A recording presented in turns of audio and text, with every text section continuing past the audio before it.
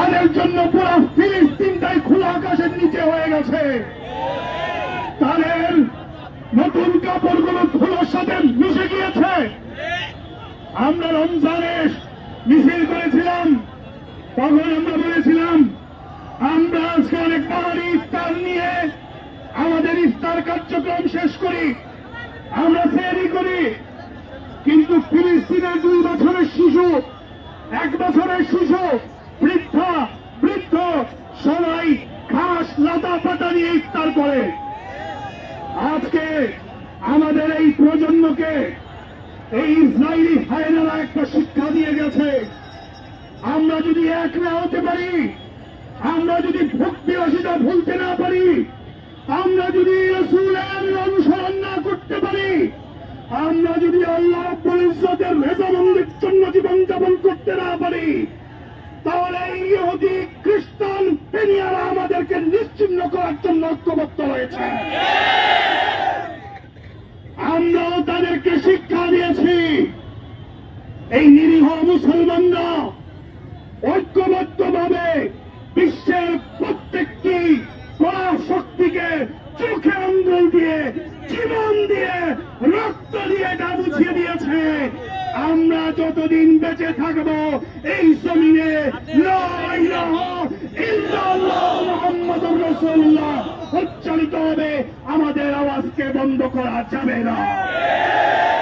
প্রিয় উপস্থিতি, আজকে ফিলিস্তিনকে মাটির সাথে মিশিয়ে দেওয়ার ষড়যন্ত্র করা হচ্ছে, লাগাতার আক্রমণ করা হচ্ছে। বিশ্বের মোড়লরা চোখে মুখে আঙ্গুল দিয়ে বসে আছে।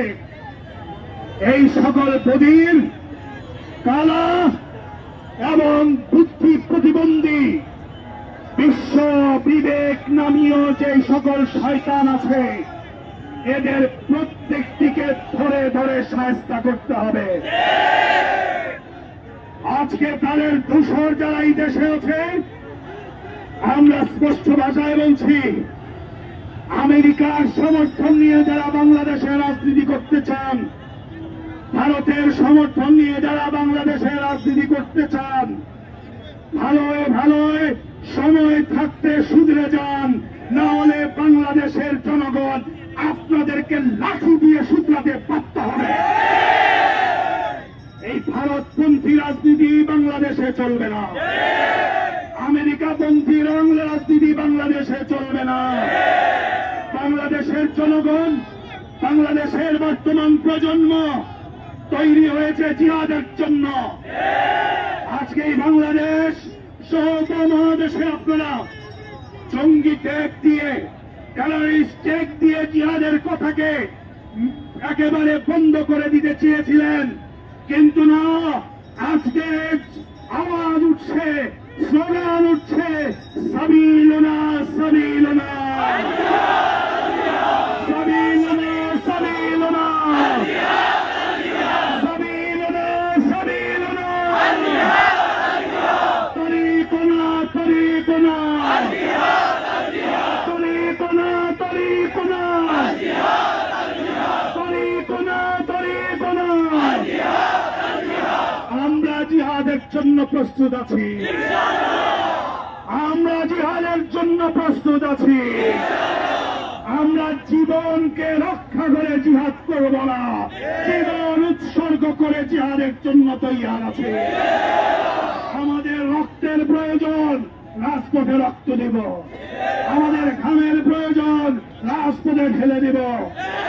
আমরা মনে করি বিশ্বের যে কোনো প্রান্তে একজন মুসলমানও যদি নির্যাতিত হয়, নিপীড়িত হয়, তার পক্ষে দাঁড়িয়ে আমি যদি আমার জীবনকে উৎসর্গ করতে পারি, জান্নাতের রাস্তা আমার জন্য উন্মুক্ত হয়ে যাবে। আজকে আপনারা ফিলিস্তিনে যেই তাণ্ডব তৈরি করেছেন, আপনারা ফিলিস্তিনে যেই মেসাকার করেছেন, ইতিহাস আপনাদেরকে ক্ষমা করবে না, মানুষ আপনাদেরকে ক্ষমা করবে না। আর কিছুদিন অপেক্ষা করেন, আপনাদের উপরে খড়গ নেমে আসতেছে। ইতিহাস জানেন, ওলামায়ে দেওবন্দ, ওলামায়ে কেরাম ফতোয়া দিয়েছিলেন যখন এই ব্রিটিশদের বিরুদ্ধে জিহাদ করা ফরজ, এই ব্রিটিশরা আর বেশি দিন টিকে থাকতে পারে না। আজকে আপনাদের বিরুদ্ধে বিশ্বব্যাপী ফতোয়া এসেছে, আপনাদেরকে ছিঁড়ে ফিসে রাজপথে ফেলে কুকুরের মতো রাখা হবে।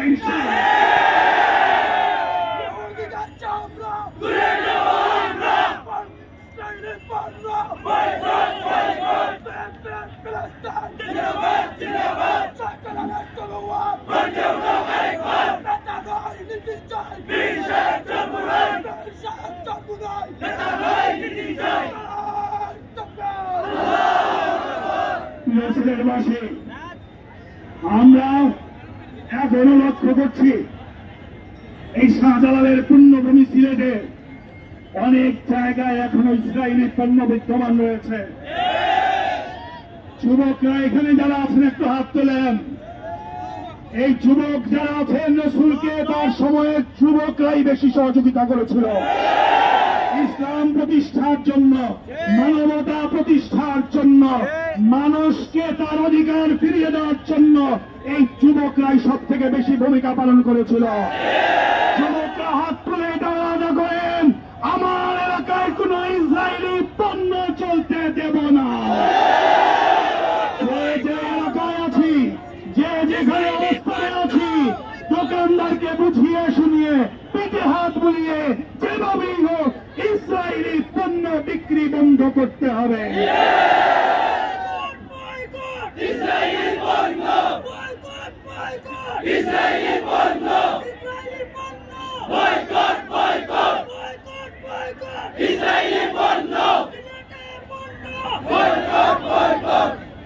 প্রিয় সিলেটবাসী, আমরা এই শাহজালাল শাহপরানের পুণ্যভূমি সিলেট, আধ্যাত্মিক নগরী সিলেট, আমরা যেদিকে হাঁটি সারা বাংলাদেশ সেদিকে হাঁটে। এবারও আমরা নজির স্থাপন করতে হবে, শান্তিপূর্ণভাবে আমাদের সিলেটের প্রত্যেকটি দোকান থেকে ইসরায়েলি পণ্য বের করে দিতে হবে। কি হবে? কিছু লস হবে, কিছু টাকা নষ্ট হবে, কিন্তু আপনি এর সওয়াব আল্লাহর কাছে পাবেন। আপনি আজকে শুধুমাত্র কয়েকটি টাকা আপনার নষ্ট হবে, এই টাকা মাত্র কয়েকটি টাকা নষ্ট হওয়ার মাধ্যমে আপনি নিজেকে মুসলমান হিসাবে দাবি করবেন, কিন্তু আমার ফিলিস্তিনের ভাই বোনেরা, ফিলিস্তিনের শিশুরা, ফিলিস্তিনের বৃদ্ধ বৃদ্ধারা, ফিলিস্তিনের যুবক যুবতীরা নিজেদের জীবন দিয়ে তাদের ইমানের পরীক্ষা দিচ্ছে। আমরা কি পারবো না কিছু সামান্য টাকার বিনিময়ে অন্তত হলেও ইমানের পরীক্ষা দিব? এই দাওয়াত সর্বত্র পৌঁছে দিতে হবে।